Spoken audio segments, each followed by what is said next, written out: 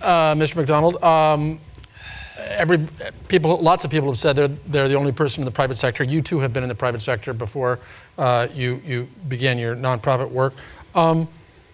So there is the subject broadly. Can I just say, Jack is fantastic, and I'm glad I'm not running against him. Yeah, not yet anyway. Well.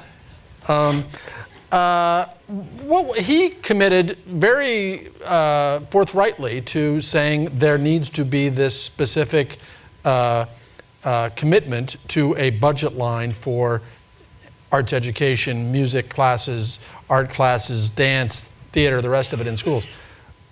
Do you agree with that? Oh, I do. I think it's a very important part of the future economy of New York City.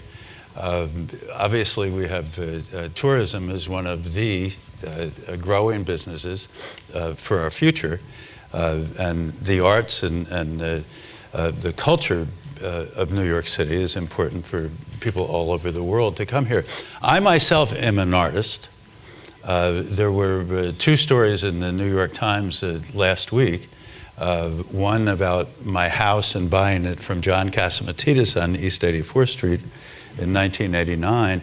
And in the picture, the thing that I love the most about it, in the picture of me in the office in my house is a work of art that I painted on the wall. You can only see 3/4 of it. And then later on in the week in the home section, they had a story about how my wife and I bought Raphael Gustavino's house in Bayshore, Long Island, that was on the 7 to save list, landmarks to save. And Gustavino is a well-known architect and structural tile.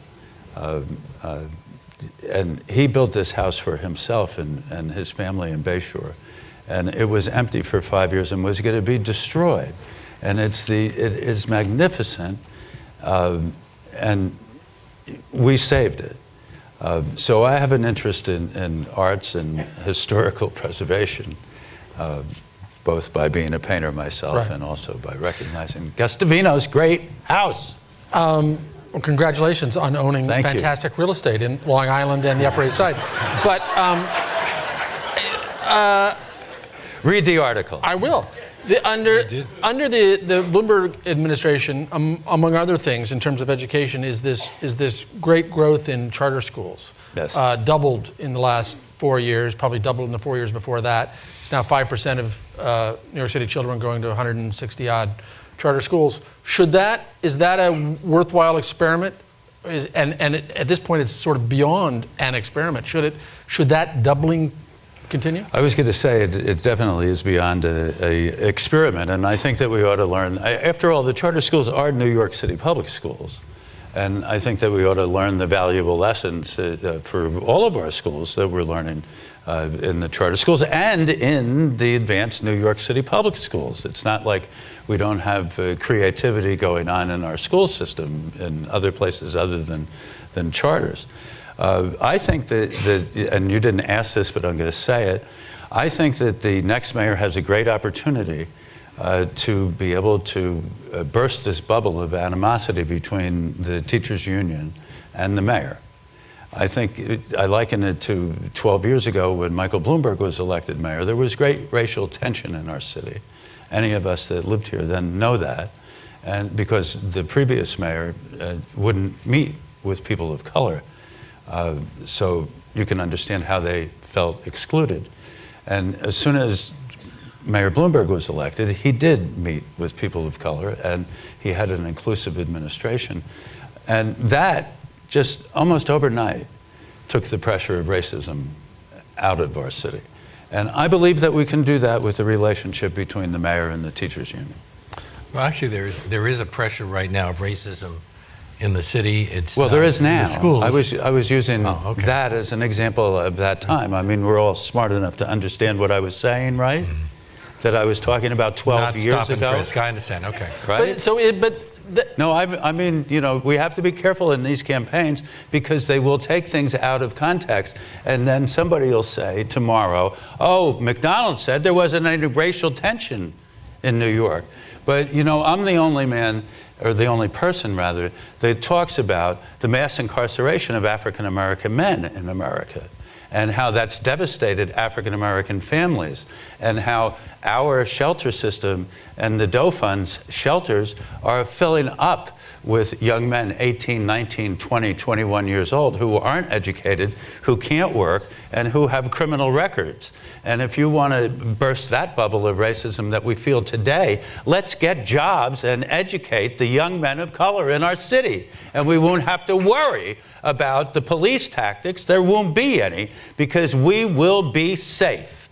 That is the last frontier of public safety, is getting jobs for these young men who have no hope. It is. Thank you. It is schools with worse graduation rates, worse outcomes, as it happens, perhaps no coincidence, that are most deprived of money for arts education in school. And I want to thank my collaborator on this next question, who is a student from Queens, just graduated from LaGuardia High School, headed to NYU. Thank you, Candace Lee Camacho, who may be in the audience still if she's put up this long with what we're doing. In any event, beyond the general funding issues, which I would love you to talk about, of $300 a kid per year for arts education in New York City, how do you address the growing inequality between what kids in schools in neighborhoods where their parents can't afford to buy them instruments and can't afford to buy them the art supplies that the city of New York is no longer paying for? Well, how do you address that? I mean, there's the commitment that you're getting from everybody to spend more money, a point and a half on, you know, and I think that that's reasonable. But I believe that the unsustainable portion of our city budget is the health insurance that city employees don't pay for any of it.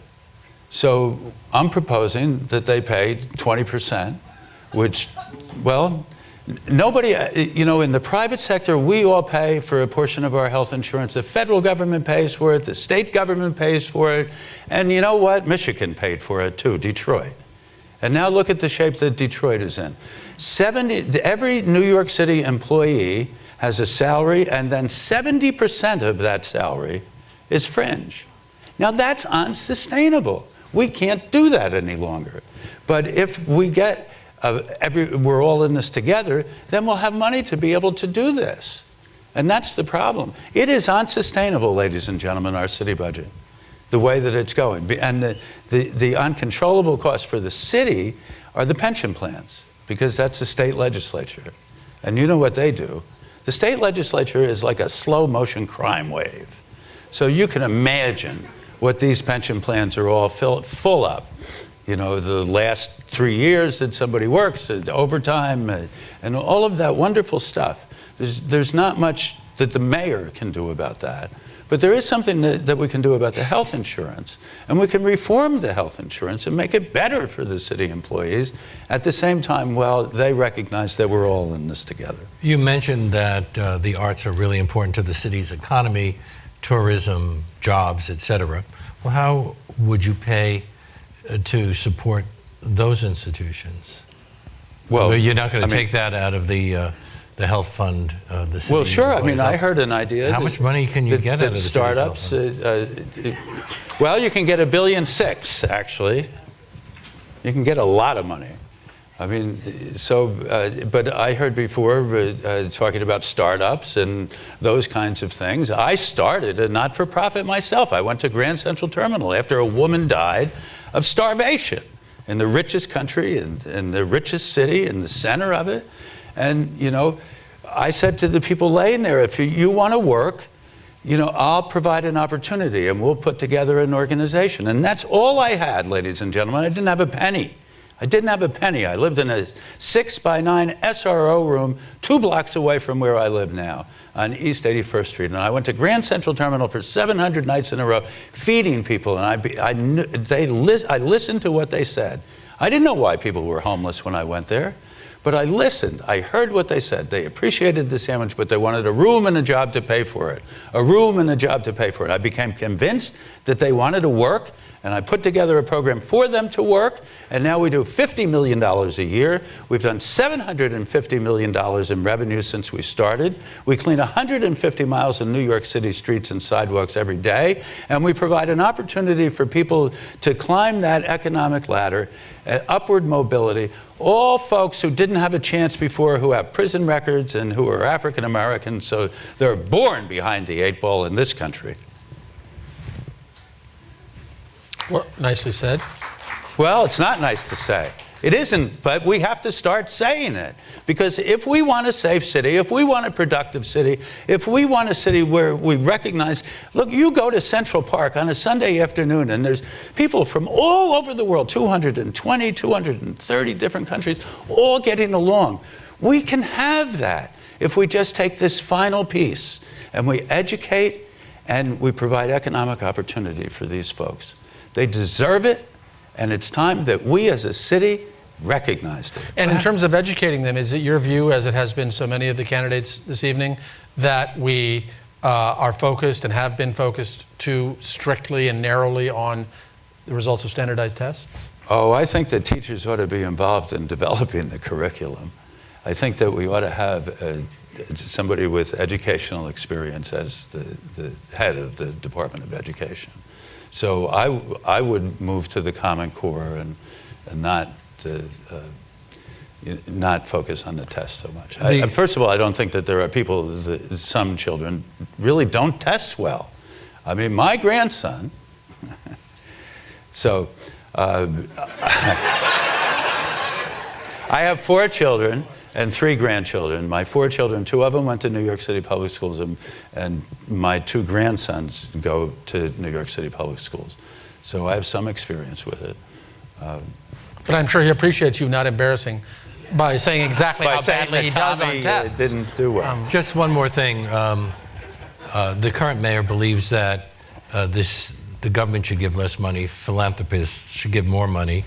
We're seeing museums say that there's been a permanent decline in public support for higher education, the difficulty of obtaining donors for governing boards, and a shift in philanthropic focus that's affected them all across the country.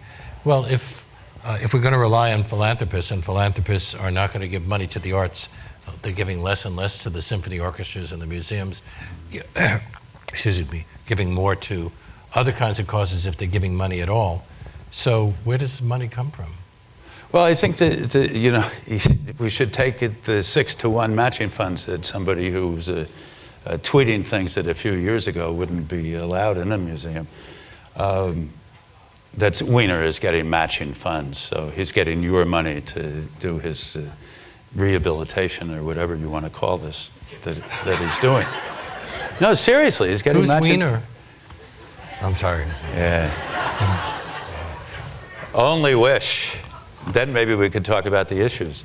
Well, but I would be in favor of some kind of matching fund program that the city and private dollars, I don't know exactly what, but I think that to encourage philanthropy, matching grants have always been a part of it. We raise 1/3 of our budget from private sources, 1/3 from the city, and 1/3 through earned, generated revenue work that we do. So we're familiar with needing different funding streams.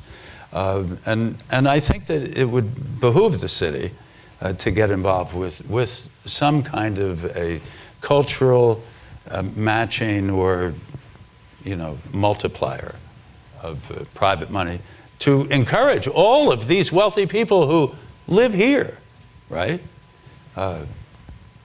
thank you so much. Thank you, and thank you.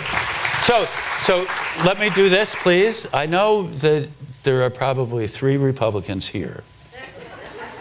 Okay, and September 10th. Are you willing to admit it? September 10th is the Republican primary. I need 17,000 votes.